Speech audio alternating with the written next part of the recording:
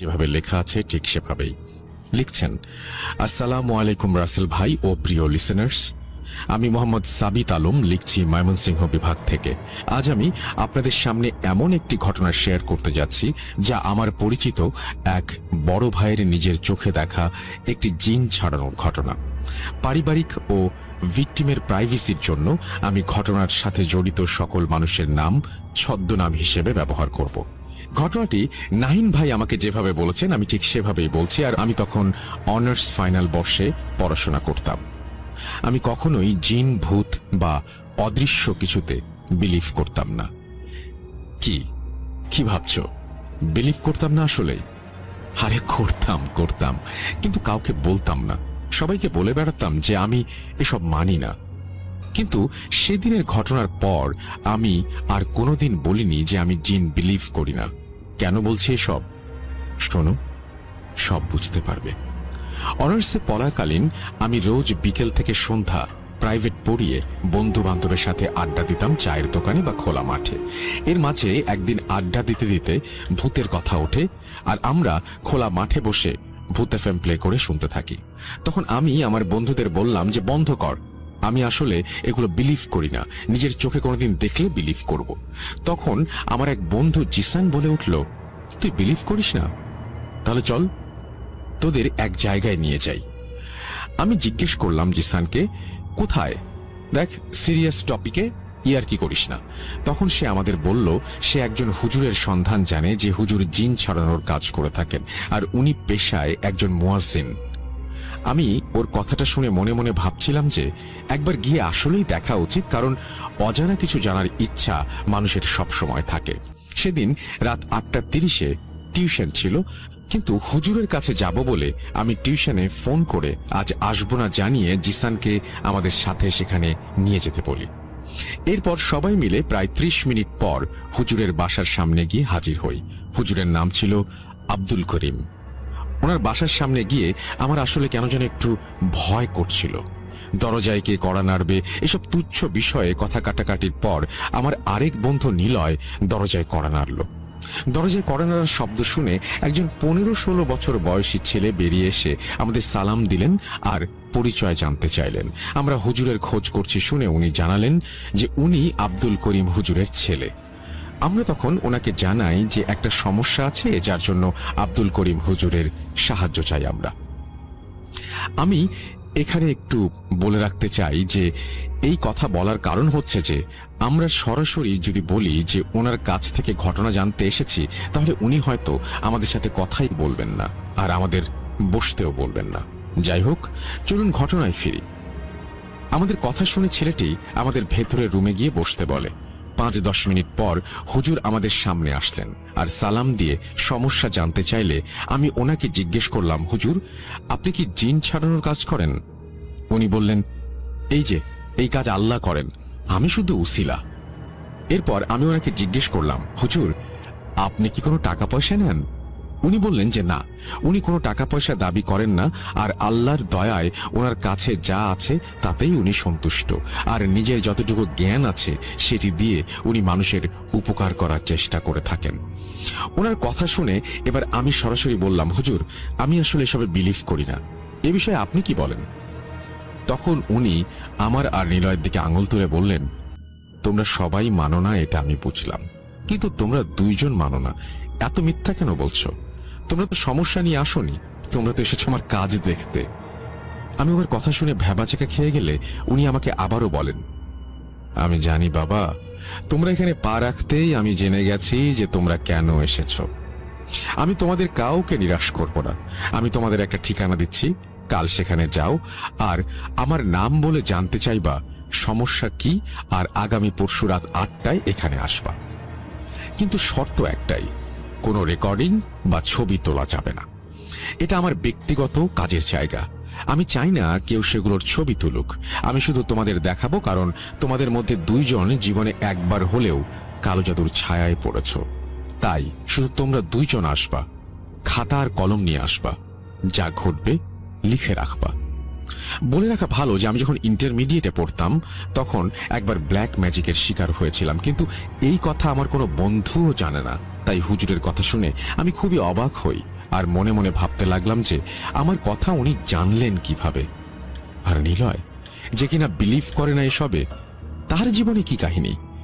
আব্দুল করিম হুজুরের কথায় সম্মতি দিয়ে ওনার কাছ থেকে ঠিকানা কালেক্ট করে সেদিনের মতো বাসার দিকে রওনা দিলাম। বাসায় ফেরার পথে নিলয় ওর জীবনের কাহিনী আমার সাথে শেয়ার করে। সেই ঘটনা অন্য আরেকদিন শেয়ার করব আপনাদের সাথে। নিলয়ের সাথে কথা বলে আমি আর নিলয় যে যার বাসায় চলে আসি। বাসায় ফিরে সেদিন রাতে আমি ঘুমোতে পারিনি। অনেক কষ্টে দিন পার করে সন্ধ্যায় নিলয়কে নিয়ে চললাম হুজুরের দেয়া সেই ঠিকানায়। ঠিকানা অনুযায়ী এলাকায় 5-10 মিনিট খুঁজে আমরা হুজুরের দেয়া এক্স্যাক্ট লোকেশনে পৌঁছে যাই আর দরজায় নক করি। 2-3 মিনিট নক করার পরেও কেউ দরজা খুলছিল না। এই দেখে আশাহত হয়ে এবার একটু জোরে নক করতেই একজন ভদ্র মহিলা দরজা খুলে আমার পরিচয় ও আসার কারণ জিজ্ঞেস করলেন। আমরা ওনাকে সালাম দিয়ে হুজুরের দেয়া কাগজটা ওনাকে দিয়ে বললাম, হুজুর আমাদের সম্পূর্ণ ঘটনা জানতে পাঠিয়েছেন আর তাই আমরা এখানে এসেছি। ভদ্র মহিলা আমাদের ভেতরে আসতে বলে আমাদের সামনে হাঁটতে লাগলেন। ড্রয়িং রুমে আমাদের বসিয়ে উনি মেইন দরজা লাগিয়ে আমাদের সামনে দিয়ে ভিতরে চলে গেলেন। 5 মিনিট পর উনি পানি, বিস্কিট আর চানাচুর নিয়ে আমাদের সামনে রাখলেন আর বললেন, খাও। আমি পানির গ্লাস হাতে ওনাকে জিজ্ঞেস করলাম, আন্টি, কি সমস্যা হয়েছে আপনাদের সাথে, বলবেন আমাদের? উনি আমার প্রশ্ন শুনে বললেন যে হুজুরের কাছে ওনারা সব বলেছিলেন তো, তাহলে হুজুর আমাদের কেন পাঠালেন? আমি ওনাকে বললাম যে আন্টি, আসলে আগামীকাল হুজুর আপনাদের সমস্যা সমাধানে আসবেন, তাই হুজুর আমাদের মাধ্যমে আবার সম্পূর্ণ বিষয় জানতে চান, তাই আমাদের উনি পাঠিয়েছেন। আমার কথা শুনে ভদ্র মহিলা একটি সোফায় বসে বলতে শুরু করলেন ওনার ছেলে মাহিনের সাথে ঘটা একটি ঘটনা। ভদ্র মহিলা আমাদের ঘটনাটি যেভাবে বলেছিলেন আমি ঠিক সেভাবেই বলছি। আমার ছেলের নাম মাহিন, আমার একমাত্র ছেলে। শহরে একটি স্কুলে সে 9ম শ্রেণীর একজন ছাত্র, মেধাবী আর খুব শান্ত স্বভাবের। এতটাই শান্ত যে কেউ যদি ওকে 2টা চড় দিয়েও চলে যায় ও কোনো প্রতিবাদ করবে না। এজন্য ওর বন্ধু বান্ধব নেই বললেই চলে। আমার ছেলে প্রতি বছর শেষে গ্রামের বাড়িতে ঘুরতে যেত। মাহিনের চাচা আশফাক গ্রামে থাকে। বছরের শেষে সে আমাদের বাসায় আসে আর মাহিনকে কিছুদিনের জন্য গ্রামের বাড়িতে নিয়ে যায়। প্রতিবারের মতো সেবারও আশফাক আমার ছেলেকে নিয়ে গ্রামের বাড়িতে যায়। 9 দিন গ্রামের বাড়িতে থেকে আমার ছেলে বাড়ি ফিরে আসে ওর চাচার সাথে। ওর চাচা ওকে বাসায় দিয়ে আবার গ্রামে চলে যায়। কিন্তু গ্রাম থেকে ফেরার পর আমার শান্ত ছেলেটা কেমন যেন রাগী আর বদমেজাজি স্বভাবের হয়ে গিয়েছিল। অকারণে এলাকার ছেলেদের সাথে ঝামেলা পাকানো, স্কুলে তুচ্ছ বিষয় নিয়ে মারামারি, এসব যেন রোজকার ঘটনা হয়ে গিয়েছিল। কিন্তু যখনই তাকে জিজ্ঞেস করা হতো যে কেন এমন সে করছে, তখনই সে বলতো যে এসব আঙ্কেল তাকে করতে বলেছে। আঙ্কেল এও বলেছেন যে মানুষ জাতি ভালো কথার যোগ্য নয়, তাই শক্ত কথা আর গায়ের জোর খাটানো উচিত আমাদের। আমি ওর কথা শুনে কয়েকবার জিজ্ঞেস করেছি যে কোন আঙ্কেল তাকে এসব খারাপ শিক্ষা দিচ্ছে। যতবারই জিজ্ঞেস করেছি মাহিন কোথাও না কোথাও আঙুলের ইশারা করে আমাকে দেখাতো আর বলতো, ওই যে দেখো, ওইখানে দাঁড়িয়ে আছে আঙ্কেল, দেখো না। কি দেখো না নাকি? আমি আমার ছেলের কথা শুনে অবাক হই, আবার এও ভাবি যে কোনো বন্ধু না থাকার ফলে হয়তো সে কাল্পনিক বন্ধু বানিয়ে নিয়েছে। কিন্তু আমি জানতাম না ওর এই কথাগুলোয় আমাকে তখন থেকেই আরো গুরুত্ব দিয়ে শোনা উচিত ছিল। যাই হোক, আমার ছেলে স্কুলে যাবার সময় আর আসার সময় কার সাথে যেন কথা বলতো, আর ওকে দেখে ওর ক্লাসমেটরা হাসাহাসি করতো আর সবাই ওকে পাগল বলতো। এসব দেখে মাহিন ওদের দিকে তেড়ে যেত মারবে বলে। আস্তে আস্তে এসব ঘটনা যেন নিত্যদিনের ঘটনা হয়ে উঠল। আর মাহিনের এই পরিবর্তন আমি মাহিনের বাবাকে জানালে সে বিষয়টি গুরুত্ব সহকারে না দেখে আমাকে বলতো, ছেলে বড় হচ্ছে তাই আচরণে এই সমস্ত চেঞ্জ আসাটা অস্বাভাবিক নয়। আমি আমার হাজবেন্ডের কথা মেনে নিয়ে আর মাহিনের বিষয়ে বেশি একটা গুরুত্ব দেইনি। আমার ছেলে কয়েকটা সাবজেক্ট প্রাইভেট পড়তো, বাকি 5 জন ছাত্রের মতো। আমাদের বাসা স্কুলের সব থেকে কাছে হওয়ায় স্কুল শেষে বিকেলে স্কুলের একজন টিচার মাহিনকে পড়াতে আমাদের বাসায় আসতেন। মাহিনের সাথে স্কুলের আরো 2 জন ছাত্র স্যারের কাছে পড়তে আমাদের বাসাতেই আসতো। একদিন পড়ার সময় মাহিনের টিচার আমাকে ডাক দিয়ে বলেন যে মাহিন নাকি পড়ার মাঝে হঠাৎ চেয়ার থেকে উঠে দাঁড়িয়ে কাকে যেন সালাম দেয় আর বলতে থাকে, আঙ্কেল বসেন। এই দেখে টিচার মাহিনকে ধমক দিয়ে বলে, মাহিন, কি সমস্যা? কাকে সালাম দিচ্ছ? পড়া ফাঁকি দিবে বলে কি কাহিনী বানাচ্ছ না? বসো চুপ করে, আর একটা কথাও বলবে না। টিচারের এই কথা শুনে মাহিন তার হাতে থাকা কলম মাটিতে রাগ করে ছুঁড়ে ফেলে দিয়ে নিজের রুমে চলে যায় এবং টিচার বাকি দুজন ছাত্রকে ছুটি দিয়ে আমাকে ডাক দিয়ে ঘটনা বলেন। এরপর মাহিনের টিচারকে বিদায় দিয়ে আমি মাহিনের রুমে গিয়ে মাহিনকে জিজ্ঞেস করি যে কেন ও এমন করেছে। মাহিন আমার কানে কানে ফিসফিস করে বলে, আস্তে বলো আম্মু, আস্তে, আরে আস্তে, আঙ্কেল শুনলে তোমাকেও মারবে, কোথাও যেতে পারবে না, পরে আমাদের সবাইকে মারবে আঙ্কেল। সত্যি বলতে মাহিনের এই কথা শুনে ওর টিচারের বলা কথাটি আমিও বিলিভ করেছিলাম যে হয়তো মাহিন পড়া ফাঁকি দেবার জন্যই কাহিনী বানাচ্ছে। আমি মাহিনকে ধমক দিয়ে বলি, মাহিন, পড়ায় ফাঁকি দিচ্ছ তাই না? তাই এসব নাটক বানাচ্ছ। এসব যদি আর দেখেছি তো তোমার বাবাকে বলে তোমাকে আমি সোজা করে ছাড়ব। এই বলে মাহিনের ঘর থেকে চলে আসি আমি। সেদিন রাতের বেলা ঘুমের মাঝে আমি আর আমার হাজবেন্ড মাহিনের চিৎকার শুনে ভয়ে ঘুম থেকে জেগে উঠি আর দৌড়ে মাহিনের রুমে গিয়ে ওর হাঁপানির শব্দ শুনতে পাই। লাইট অন করতেই দেখতে পেলাম মাহিনের গলায় একটা লম্বা আঁচড় যা সদ্য দেয়া হয়েছে, আর ওর মুখ থেকে রক্ত বের হচ্ছে। আমাদের দেখে মাহিন বিছানায় উঠে বসতে যাবে, এমন সময় সে বিছানায় আবার শুয়ে পড়ে। মনে হচ্ছিল কেউ যেন ওকে ধাক্কা দিয়ে ফেলে দিচ্ছে। এরপর মাহিনের কাছে যেতেই ও হঠাৎ খুব স্পিডে উঠে বসে আর আরবি ভাষায় বলে কোন একটা শব্দ, এবং সেই শব্দটি বলতে থাকে আরবি ভাষায়, ক্রমাগত বলতে থাকে। এখানে লেখা আছে আবনুক কিছু একটা। আরবি ভাষায় কথা শেষ করে মাহিন বলতে লাগলো, সাবধান করেছিলাম না, মারবো, সবাইকে মারবো, মারবই, আর তোদের ছেলেকে নিয়ে যাব, পারলে আটকে আমাকে দেখা। খুব বাজেভাবে হাসি দিয়ে মাহিন বিছানায় অজ্ঞান হয়ে পড়ে যায়।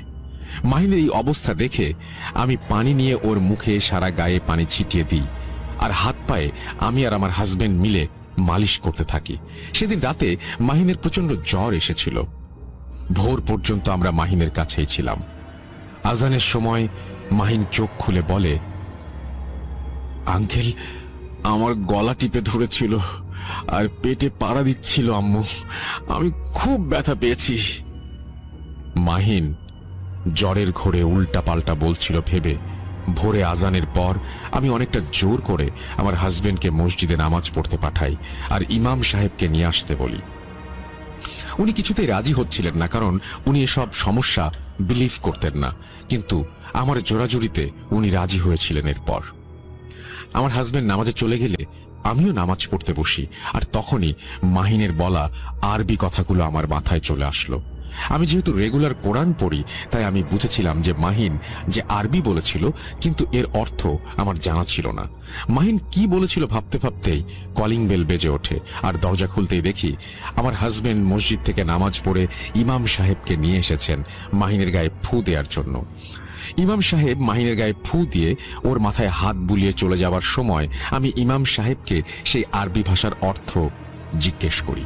উনি আমার কথা শুনে বলেন যে, আপনি যে আরবি বলছেন সেখানে কিছু ভুল আছে, আর সেগুলো শুধরে যা অর্থ হয় তা হলো আপনার ছেলে মারা যাবে আর আপনারা হেসে হেসে ওকে মরতে দেখবেন।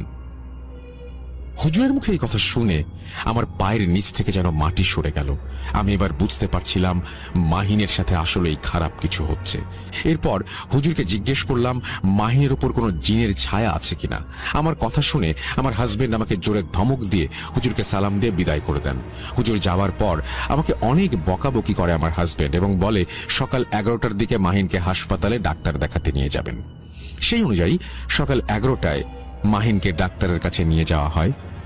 ডাক্তার মাহিনকে দেখে বলেন যে গলায় কোনো ভোঁতা জিনিস দিয়ে তাকে খামচি দেওয়া হয়েছে, এই জন্যই দাগ পড়ে আছে, আর পেটে বা বুকে খুব চাপ লাগার ফলে হয়তো মুখে রক্ত এসেছে।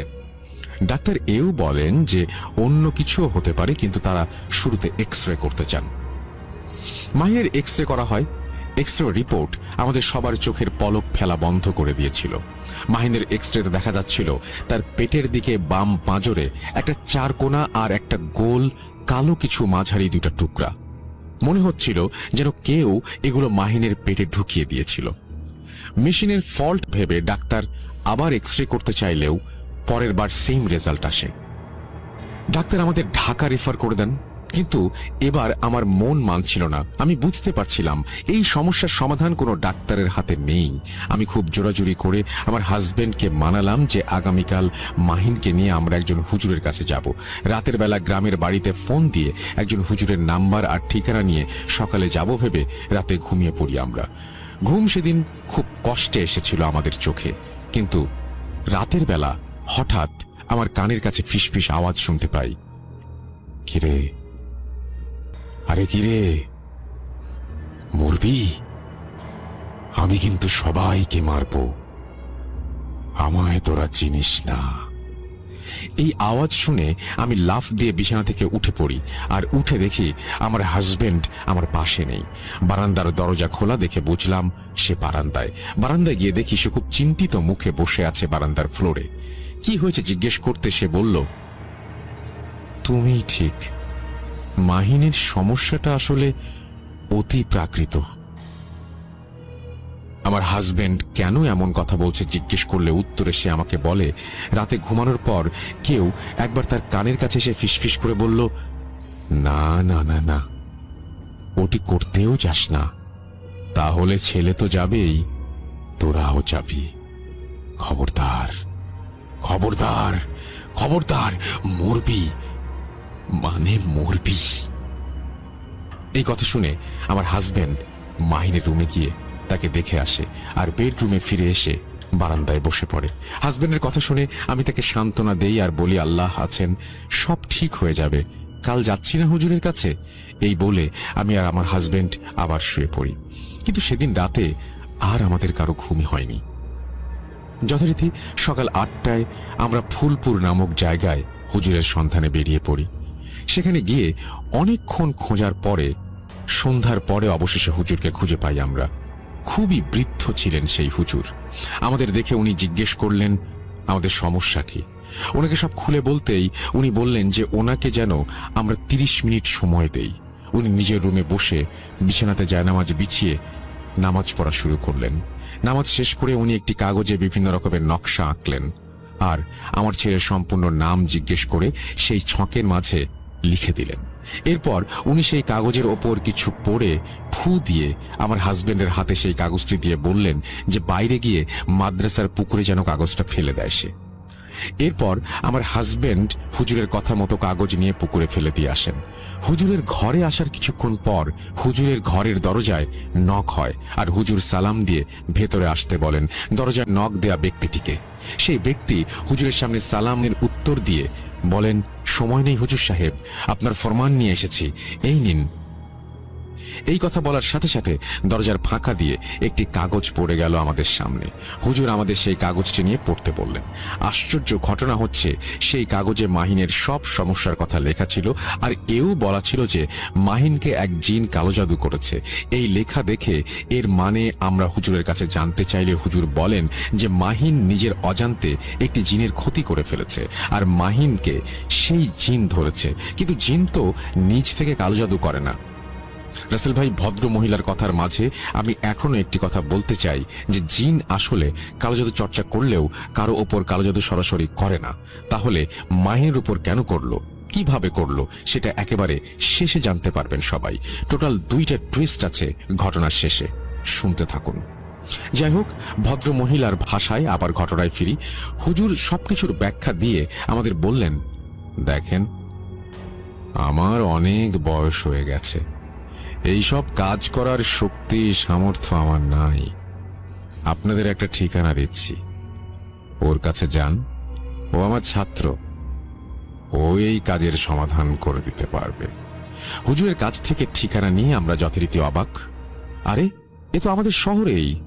খুব খুশি হয়ে সেদিন আমরা অনেক রাতে বাড়ি ফিরি। বেশি রাত হবার ফলে সেদিন হুজুরের দেয়া ঠিকানায় আর যাইনি। পরদিন সকালে নতুন হুজুরের কাছে নিয়ে যাই মাহিনকে। আমাদের মতো সমস্যা নিয়ে আরো একজন সেখানে ছিলেন। হুজুরকে সব খুলে বলার পর হুজুর আমাদের বললেন, দেখুন, সমস্যাটা জটিল। আমার ওস্তাদ বলেছেন যেহেতু জিন কালো জাদু করেছে সেহেতু ঘটনাটা আসলেই জটিল। আপনাদের কিছু তাবিজ আর তেল পড়া দিচ্ছি। প্রতিদিন সকালে আর রাতে ছেলেকে 1 চামচ পানি খাওয়াবেন আর বাসার সমস্ত রান্না এই পড়া তেলের সাথে মিশিয়ে তারপরে করবেন। 3 দিন পর ছেলেকে নিয়ে আসবেন, সেদিন এই সমস্যার সমাধান করার চেষ্টা করব। ভদ্রমহিলার মুখে ওনার ছেলে মাহিনের কথা শুনে আমি আর নিলয় ভয় পাইনি বলবো না, আমরা ভালোই ভয় পেয়েছিলাম, কিন্তু কতটুকু ভয় পেয়েছিলাম জানি না। মহিলার কথা শুনে সেদিনের মতো আমি আর নিলয় হুজুরের কাছে আরেকবার গিয়ে সংক্ষেপে সব জানালে হুজুর বলেন আগামীকাল ছেলেটির জিন ছাড়ানোর কাজ হবে, আমরা যেন রাত 8টায় ওনার বাসায় চলে যাই। হুজুরের কথা শেষ করে আমি আর নিলয় সেদিনের মতো বাসায় ফিরে যাই। সেদিন রাতের বেলা আমি মাহিনের ঘটনা ভেবে প্রচন্ড এক্সাইটেড ফিল করি এবং ঘুমাতে পারি না। চোখের পাতা এক হলেই যেন কানে ভেসে আসতে লাগলো, কিরে, আরে কিরে, মরবি? আমি আসলে অনেক বেশি ভাবছিলাম জন্য আমি নিজেও এই কথাগুলো শুনতে পাচ্ছিলাম। সারা রাত না ঘুমানোর ফলে সকালে ঘুমিয়ে সন্ধ্যায় ঘুম থেকে উঠে শরীর বন্ধ করে নিলয়কে নিয়ে 7:55 দিকে ফাইনালি আমরা পৌঁছে যাই আমাদের কাঙ্ক্ষিত সেই এক্সোরসিজম দেখতে। শরীর বন্ধ করার কারণ হচ্ছে ব্ল্যাক ম্যাজিকের ভিকটিম যারা, তারা আসলে জিনদের জন্য ইজি টার্গেট হয়ে থাকে। তাই একজন ভিকটিম হিসেবে আমিও আমার শরীর বন্ধ করে রেখেছিলাম। হুজুরের বাসায় পৌঁছে রুমের ভেতরে গিয়ে দেখলাম যে মাহিনের বাবা মা মাহিনকে নিয়ে বসে আছেন, আর তাদের সাথে একটি চালের বস্তা ছিল, কয়েক প্যাকেট মিষ্টি আর একটা মুরগি। আমরা সবাইকে সালাম দিলাম। হুজুর আমাদের দেখে সালামের উত্তর দিয়ে মুচকি হেসে বললেন, আসছো তোমরা? তোমাদের সাহস আছে, আমি তো ভেবেছিলাম আসবে না তোমরা।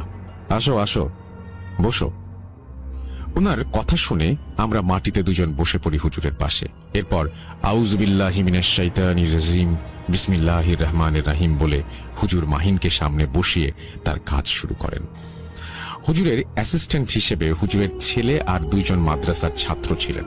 হুজুরের কাজ শুরু করার সাথে সাথে ওনার সহযোগী রুমের চারপাশে 4টি মোমবাতি জ্বালিয়ে দেন আর রুমে গোলাপ জল ছিটিয়ে রুমের দরজার বাইরে আগরবাতি দানিতে আগরবাতি জ্বালিয়ে দানিটি বাইরে দরজার সামনে রেখেই রুমে ঢুকে দরজা বন্ধ করে দেন। হুজুর একটি সরিষার তেলের বোতলে দোয়া পড়ে ফুঁ দিয়ে মাহিনের বাম হাতের তালু আর আঙুলে মালিশ করে দেন, আর এরপর একটি কাপড়ে কিছু নকশা এঁকে মাহিনের নাম লিখে সেটি আগে থেকে জোগাড় করা মাটি মিশিয়ে তেলে ডুবিয়ে আবার বের করে আনেন। কিছুটা তেল ঝরিয়ে সেই কাপড়ে আগুন জ্বালিয়ে সেই আগুন নিভিয়ে ধোয়া মাহিনের নাকের সামনে ধরেন উনি, কিন্তু আশ্চর্যজনকভাবে মাহিনের কোনো প্রতিক্রিয়াই হচ্ছিল না। এই দেখে আমরাও অবাক, মনে মনে ভাবছিলাম এভাবে ধোয়া নাকে গেলে যে কেউ লাফিয়ে উঠবে। এই ছেলে কিভাবে এত শান্ত? এরপর হুজুর আল্লাহর নাম নিয়ে নিজের ছেলেকে বললেন, এবার দরজা খুলে দাও বাবা, আর আগরবাতি দানি এনে আমার সামনে রাখো। হুজুরের কথা মতো হুজুরের ছেলে দরজা খুলে আগরবাতির দানি হুজুরের সামনে রাখতেই দমকা এক হাওয়া ঘরে প্রবেশ করে। রুমের 4 কোণে থাকা 4টি মোমবাতি নিভে যায়। এবার আমরা এক গড়গড় আওয়াজ শুনতে পেলাম মাহিনের মুখ থেকে। আওয়াজ শুনে আমরা কিছুটা নড়ে চড়ে বসলাম। হুজুরের ছেলে আরেকটি মোমবাতি জ্বালিয়ে হুজুর আর মাহিনের মাঝে রাখলেন। এরপর হুজুর মাহিনের হাত চেপে ধরে জিজ্ঞেস করলেন, আসসালামু আলাইকুম, আপনি কে? যদি মুসলমান হন তবে সালাম দিন। মাহিন কর্কশ গলায় বলল, ওয়ালাইকুম আসসালাম। এরপর হুজুর তাকে জিজ্ঞেস করলেন যে সে কে এবং মাহিনকে নিজের কবজায় কেন নিয়েছে। মাহিনের ভেতরে থাকা সেই জিনটি বলতে লাগলো, কিরে করিম, চিনিস নাই আমাকে? আমি তোর মরণ, চিনিস নাই? এবার মরবি, আমি মরণ। এই বলে হাসতে হাসতে মাহিন মাটিতে লুটিয়ে পড়ল। এরপর হুজুর মাহিনের মাথায় হাত দিয়ে কিছু দোয়া পড়ছিলেন, কিন্তু এখানেই আসলে বাদ সাধল কিছু একটা। হুজুর বলছিলেন যে ওনার কোনো দোয়াই নাকি কাজ করছে না, কারণ হুজুরকেও কালো জাদু করা হয়েছে। এই কথা শুনে আমরা ভীষণ পরিমাণে ভয় পেয়ে যাই। এরপর হুজুর মাহিনকে বিছানায় শুইয়ে দিতে বলেন আর আমাদের বলেন যে এই জিনকে উনি চেনেন। এই জিন সম্পর্কে হুজুরের বর্ণনা আমি ওনার মতো করেই বলছি। প্রায় 1.5 বছর আগে আমার এখানে আমার শিক্ষক বৃদ্ধ হুজুর একটি রোগী পাঠান। সেই রোগীর ওপরে এই জিন ভর করেছিল। ওই রোগীকে ভালো করা গেলেও জিনকে ধরতে পারি নাই আমি। সে তার নাম আমাকে বলে নাই, কিন্তু সে যে আবার ফিরে আসবে আমি ভাবিও নাই। আমাকে কালো জাদু করা হয়েছে, যার জন্য আমার দোয়া কাজ করছে না। এটুকু বলে হুজুর ওনার ছেলেকে প্লাস্টিকের একটি মগে করে পানি আনতে বললেন, আর দোয়া পড়ে সম্পূর্ণ রুমে পানি ছিটিয়ে দিতেই দরজায় জোরে জোরে ধাম ধাম করে আওয়াজ হলো। মনে হলো কেউ দরজার জোরে একটা বাড়ি দিয়ে গেল। দরজা খুলেই দরজার সামনে কালো সুতোয় বাঁধা দুটি তাবিজ পড়ে থাকতে দেখলাম আমরা। আমি তখন হুজুরের অনুমতি নিয়ে লাইট অন করে তাবিজের একটি ছবি তুলে নেই। এরপর হুজুরের হাতে পলিথিন পেঁচিয়ে দোয়া পড়ে সেই তাবিজ তুলে আনেন, আর একটি কাগজে কিছু নকশা এঁকে তাবিজ দুটাকে সেই কাগজে পেঁচিয়ে আগুনে পুড়িয়ে ফেলেন। আশ্চর্যজনকভাবে তাবিজ পুরাতে শুরু করলেই বিছানায় থাকা মাহিন হাসতে শুরু করলো আর বলল, বুঝে ফেলেছিস না, তোকে কালো জাদু করেছিলাম যেন কিছুতেই করতে না পারিস তুই, কিন্তু তুই তো অনেক চালাক দেখা যায়। এই কথা শুনে হুজুর ওনার দুজন ছাত্র, ওনার ছেলে আর দুজন বন্ধুকে বললেন মাহিনকে ধরে নিচে নিয়ে আসতে। আমরা মাহিনকে ধরে নিচে নিয়ে আসতেই মাহিন আমার হাতে একটা কামড় দেয়। কামড় ফিট করার সাথে সাথেই আমি জোরে একটা ঝাড়া দিয়ে আমার হাত মাহিনের মুখ থেকে ছাড়িয়ে নেই, না হলে মাহিন আমার হাতের মাংস তুলে ফেলতো। এরপর মাহিন খুব জঘন্য ভাষায় হুজুরকে গালি দিতে থাকে আর পা দিয়ে হুজুরের গায়ে লাথি দিতে থাকে। হুজুর এরপর আমাদের জিজ্ঞেস করলেন আমরা সবাই আয়াতুল কুরসি পারি কিনা। সবাই হ্যাঁ বোধক উত্তর দিলে হুজুর বলেন যে সবাই একসাথে গুনগুন করে আয়াতুল কুরসি পড়ি জানো। আমরা সবাই গুনগুন করে আয়াতুল কুরসি পড়তে লাগলাম, আর হুজুর তেলে ফুঁ দিয়ে সেই কাপড় আবার ডুবিয়ে আগুন লাগিয়ে সেটা ধোয়া মাহিনের নাকের কাছে দিচ্ছিলেন, আর মাহিনের কনিষ্ঠাঙ্গুলি জোরে চেপে ধরে রেখেছিলেন। এরপর হুজুর আগরবাতি দানির মধ্যে নতুন আগরবাতি রেখে সেগুলো জ্বালিয়ে দিলেন, আর মাহিন শান্ত হয়ে গেল। এরপর হুজুর বললেন যে ওকে বেঁধে ফেলা হয়েছে, যতক্ষণ এই আগরবাতি না নিভছে ও নড়তে পারবে না। এরপর হুজুর মাহিনকে জিজ্ঞেস করলো যে সে কেন এসেছে। হুজুরের কথা শুনে মাহিন বলতে থাকে, করিম হুজুর সেই জিনকে আগে একবার তাড়ানোর পরে জিন প্রতিশোধ নেয়ার জন্য হুজুরের এলাকাতেই ঘুরঘুর করছিল, কিন্তু কোনো মাধ্যম পাচ্ছিল না। একদিন সে যেখানে থাকে সেখানে সেই জায়গায় মাহিম চিপস খেয়ে চিপসের প্যাকেট ফেলে আর সেই জায়গায় থুতু ফেলে।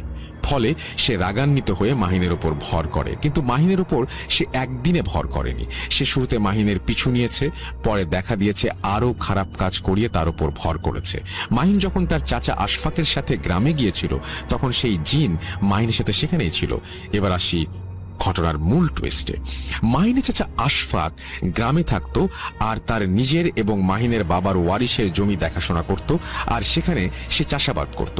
মাহিন জন্মাবার আগে একবার মাহিনের বাবা আশফাক সাহেবকে বলেছিলেন, আশফাক, আমার যদি সন্তান না হয় জমি জমা সব তোরে আর তোর ছেলেরে দিয়ে দিব। আশফাক সাহেবের মনে সেখান থেকে খুব জঘন্য একটি বুদ্ধির উদয় হয়। সে শেষবার মাহিনকে গ্রামে নিয়ে গিয়ে মাহিনের ওপর কালো জাদু করে, কিন্তু যে কবিরাজের মাধ্যমে কালো জাদু করা হয়েছিল সেই কবিরাজ বুঝতে পারে যে মাহিনের পেছনে অলরেডি একটা জিন লেগেছিল। তাই সেই কবিরাজ চিল পাখি জবাই দিয়ে সেটার মাংস কালো জাদু করে সেই জিনের সাথে একটা সম্পর্ক স্থাপন করে সেই মাংস মাহিনের নাভির ভেতরে তার পেটে ঢুকিয়ে দেয়া হয়, আর সেই মাংসের টুকরা দুটোই এক্সরেতে মাহিনের পাঁজরের দিকে দেখা যাচ্ছিল। আর এরপর সেই কবিরাজ সেই জিনকে বাধ্য করে যেন সেই জিন নিজে কালো জাদু করে মাহিনকে আস্তে আস্তে মেরে ফেলে। আশা করি এবার সবাই বুঝতে পেরেছেন যে জিন কেন মাহিনের ওপর কালো জাদু করেছিল। শুরু থেকে শেষ সবটা জানা হয় আমাদের। এরপর আমরা দেখি আগরবাতি প্রায় নিভু নিভু অবস্থায়। তখন হুজুর মাহিনের ওপর একটা সাদা কাপড় দিয়ে মাহিনের শরীরে ঢেকে দিয়ে মাহিনকে ধরতে বলেন, আর আমাদের আবার আয়াতুল কুরসি পড়তে বলেন, আর ওনার ছেলেকে বলেন মুরগিটা নিয়ে আসতে। এরপর হুজুর তেলের বোতল থেকে কিছু তেল মুরগির গায়ে মাখালেন, আর দোয়া পড়ে মুরগিটা মাহিনের সামনে রেখে মাহিনের নাকে আবার সেই কাপড় দিয়ে ধোয়া দিতে থাকেন। আমাদের আয়াতুল কুরসি পড়া শেষ হলে সাথে সাথেই হুজুরের ইশারায় খুব সুন্দর কণ্ঠে মাঠে একজন মাদ্রাসার ছাত্র আজান দিতে লাগলেন এবং আজান শেষ হওয়ার সাথে সাথে মুরগিটাকে মাহিনের সামনেই জবাই করে ফেললেন। আর মুরগির শরীরে দোয়া পড়ে সমানে ফু দিচ্ছিলেন হুজুর। যেহেতু মাহিনকে আমি আর নিলয় ধরেছিলাম, সেহেতু বুঝতে পারছিলাম যে মাহিন নিস্তেজ হয়ে আসছে। আস্তে আস্তে মাহিন নিস্তেজ হয়ে মেঝেতে লুটিয়ে পড়ে। এরপর হুজুর বললেন যে মাহিনের ভেতর থেকে জিনটা চলে গেছে, জিনটাকে একটা ধোঁকা দেওয়া হয়েছে। মুরগিটাকে জবাই করার মাধ্যমে জিনটাকে বোঝানো হয়েছে যে আসলে কোনো মুরগি নয়, মাহিনকেই মারা হয়েছে। এখন এই জিন আর মাহিনকে বিরক্ত করবে না, কারণ মুরগিটা মারা যাবার সাথে সাথে জিনটার তার প্রতিশোধ সম্পন্ন হয়েছে ভেবে চলে গেছে। হুজুরকে আমি জিজ্ঞেস করলাম প্রতিশোধ কিভাবে সম্পন্ন হলো। হুজুর বললেন যে মাহিনের মৃত্যু। আমি এই কথা শুনে হুজুরকে এর মানে জিজ্ঞেস করলে উনি বলেন যে ধোকার মাধ্যমে মুরগিটাকেই মাহিন ভাবতে বাধ্য করা হয়েছিল জিনটিকে। মুরগির মৃত্যু, তাই সে মাহিনের মৃত্যু ভেবে নিয়েছে, আর এর মাধ্যমেই তার প্রতিশোধ সম্পন্ন হয়েছে। সে চেয়েছিল হুজুরকে বিফল করতে, তার সামনে কোনো মাসুমের জান নিতে। তার কাজ হয়ে গেছে, সে চলে গেছে। আর কালো জাদুটাও যেহেতু এই জিনের মাধ্যমেই হয়েছিল, তাই জাদু কেটে গেছে জিন চলে যাবার সাথে সাথেই। কিন্তু মাহিনের বাসায় কিছু তাবিজ আছে বলে জানান হুজুর। উনি বলেন আগামীকাল উনি মাহিনদের বাসায় গিয়ে সেই তাবিজ তুলে আনবেন, আর তাবিজ তোলার পর আগামী 7 দিন যেন মাহিনদের ফ্যামিলির কোনো সদস্য সেই বাসায় না থাকে, এমন একটি সতর্ক বার্তাও দেন। অবশেষে রাত 10:05 সম্পন্ন হয় আব্দুল করিম হুজুরের এক্সরসিজম। হুজুর আমাদের এরপর জিজ্ঞেস করেছিলেন যে আমরা আগামীকাল তাবিজ তুলতে যাব কিনা। আমরা হ্যাঁ বলেছিলাম, যদিও চোখের সামনে এত ঘটনা দেখে আর শুনে সাহস হয়নি আমাদের আর সেখানে যাবার। আমি স্বচক্ষে সব দেখার পর কত রাত ভয়ে কাটিয়েছি তারও হিসাব নেই। তবে খবর পেয়েছিলাম যে মাহিন এখন সুস্থ আর ভালো আছে। এই বলে নাহিয়ান ভাই ওনার ঘটনা শেষ করেন।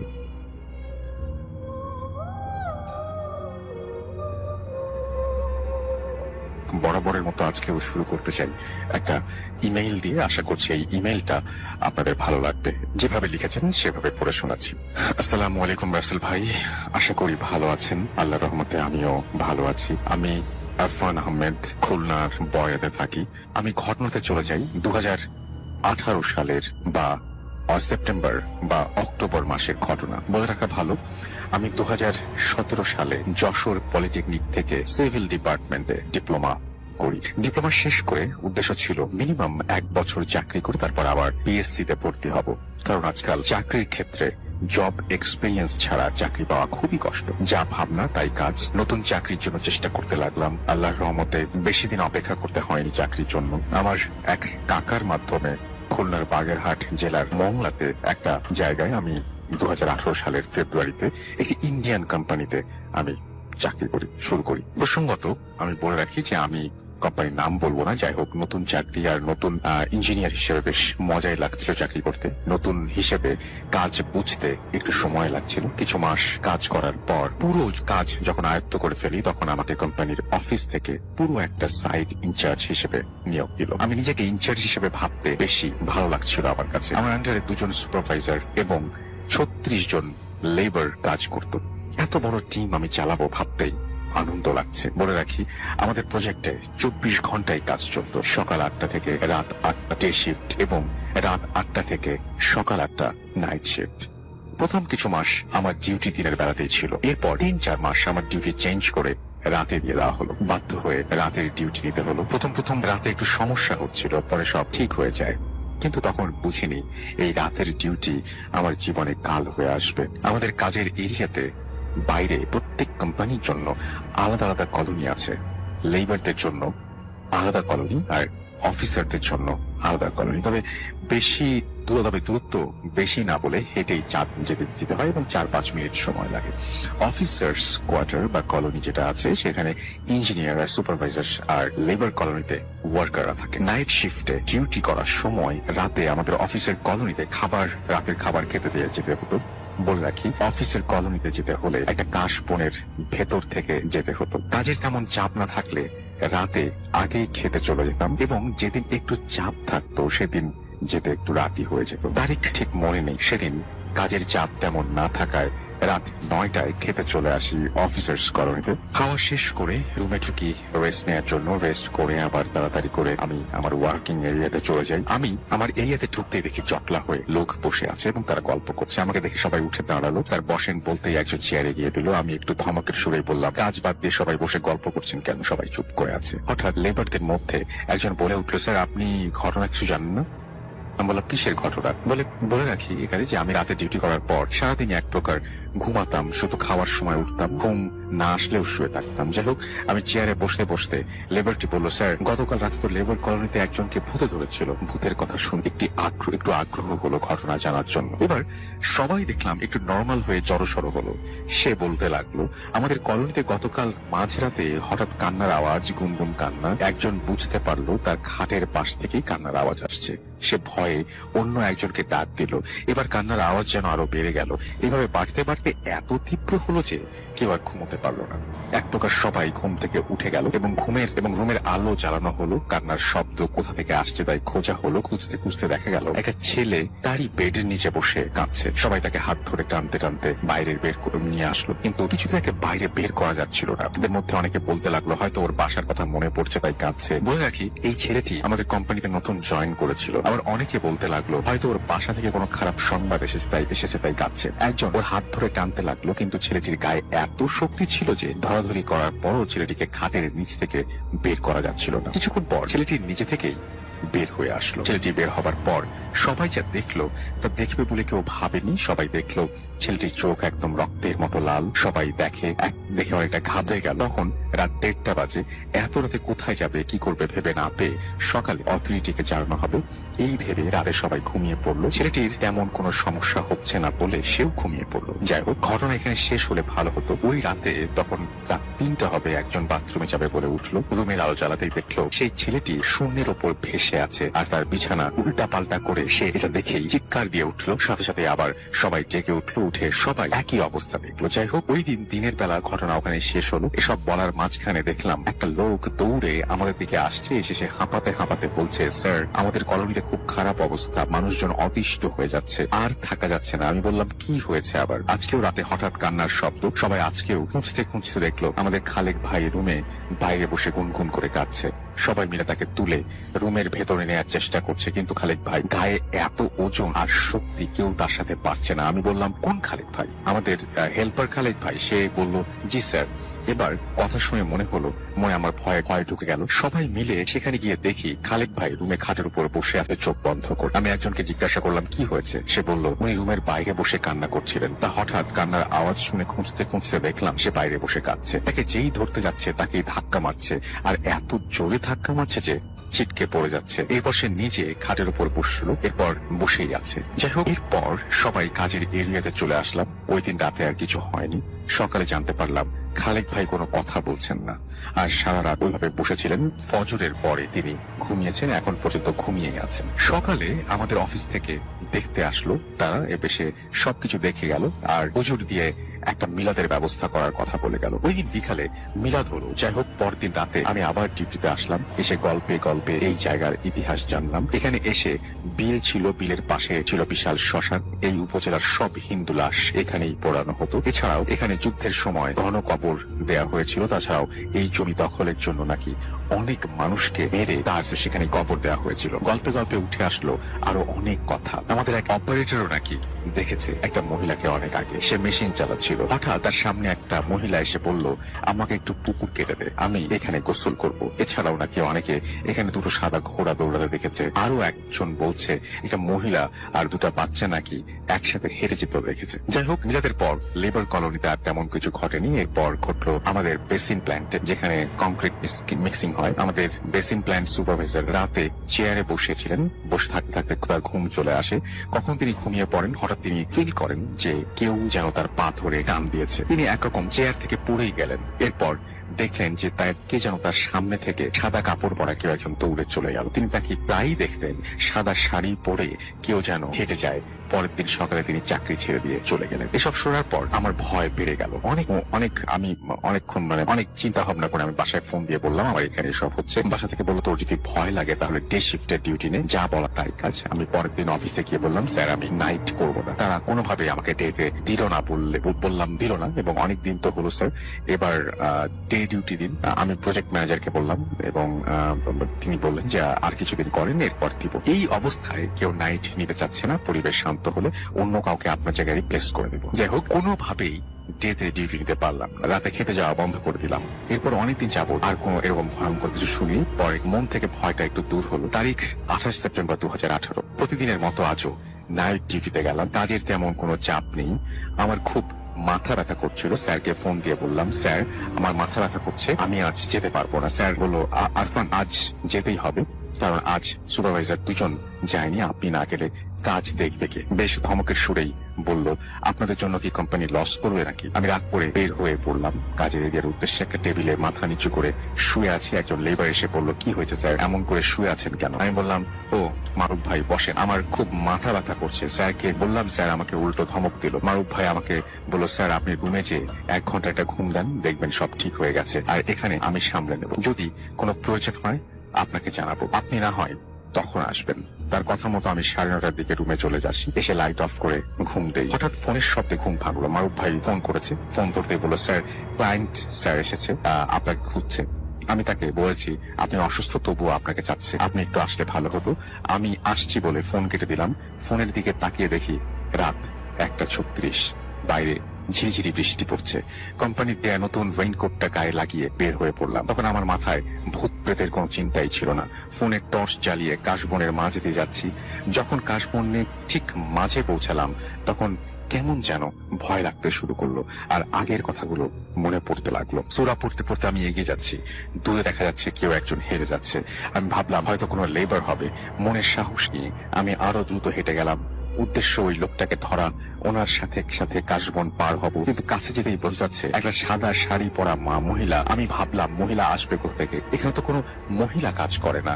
আরো কাছে গেলাম, যেতে দেখি না, আসলেই একটা মহিলা, কোলে একটা বাচ্চা। আমি ভয়ে পাথরের মতো দাঁড়িয়ে গেলাম। মহিলাও দাঁড়িয়ে গেল। আমি ভয়ে তাকিয়ে আছি। মহিলাটা পেছনে ফিরে আমার দিকে যা দেখলো তা দেখে আমি নিজেকে সামনে রাখতে পারলাম না। দেখলাম মহিলার কোনো চোখ মুখ নেই, ফুটবলের মতো সমান মুখ, আর কোলে একটা বাচ্চা তার হাতে, এবং সেই বাচ্চাটার একটা কাটা হাত ঝুলছে। হঠাৎ আমার ফোন বেজে উঠলো। মারুফ ভাই ফোন করেছে। ফোন বাজছে কিন্তু আমি ফোন রিসিভ করতে পারছি না। ভয়ে পাথর হয়ে গেছি। আমি জোরে জোরে সূরা পড়তে লাগলাম। হঠাৎ দেখি আমার সামনে মারুফ ভাই সহ আরো কয়েকজন, সামনে সেই মহিলা নেই। মারুফ ভাই আমাকে এসে বলল স্যার আপনি ঠিক আছেন তো। আমি তখন কিছু বলছি না।